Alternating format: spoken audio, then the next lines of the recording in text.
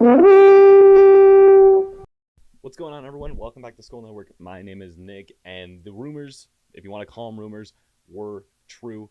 Kwesi Adofo-Mensah, or Cam as I'm going to call him for a while, is officially now the general manager of the Minnesota Vikings. The deal has been finalized, and his position is now set in stone. And I've seen a lot of people that are really excited about this for a number of reasons, and a lot of people that are not really excited about this for not quite as many reasons. But regardless of that, I want to give my personal take. I do think that this is a good step in the right direction, but I have seen a lot of misinformation that has been going on about Cam. And one of those things is that since he was in Cleveland in 2020 and 2021, that he had some sort of impact on how the offensive line over at Cleveland, which we know is one of the best in the league and has been for years.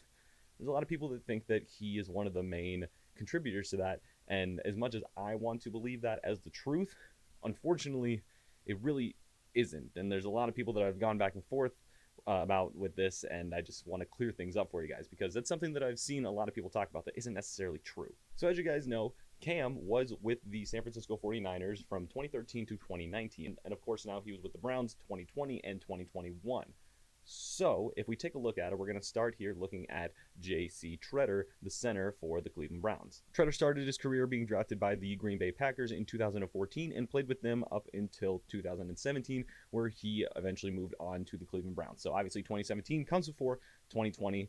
Unfortunately, Cam, not really a factor in that at all. If you look at a guy like Joe Bitonio, he has spent his whole career in Cleveland, but that has been since he was drafted in 2014, obviously way before Cam's time. So he has no ties with Joel Bitonio at all. Now, if we look at Wyatt Teller, who has quickly become one of the best guards in all of football, he started his career out in Buffalo in 2018 until 2019 when he joined with the Cleveland Browns. So again, 2019 comes before 2020.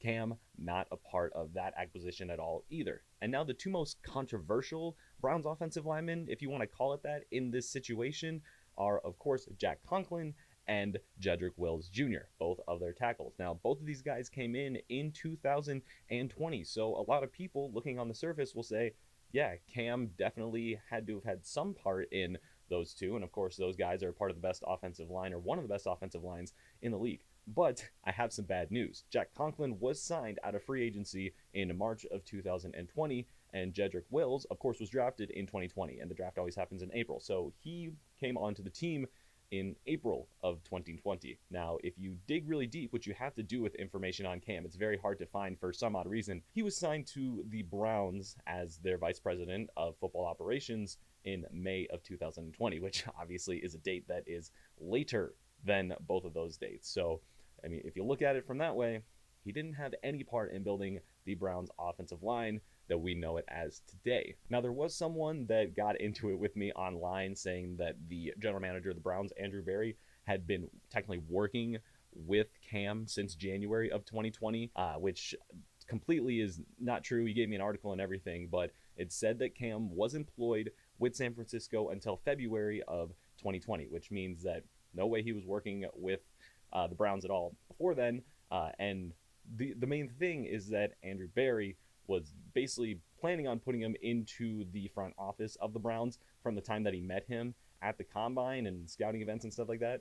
But he was never officially given his title until May of 2020, which to me is unfortunate because I honestly do like this signing, but unfortunately he didn't play that big of a part with a lot of the success, or a lot of the success that the players are having with the Browns. Now, this doesn't mean that he's a horrible candidate and was a bad choice for the job. Like I said in the beginning, he was with San Francisco from 2013 to 2019, and trust me, they made a lot of good picks during his tenure. Nick Bosa, George Kittle, Eric Armstead, DeForest Buckner, Deebo Samuel, among others. You know, Fred Warner, guys that have panned out great so far.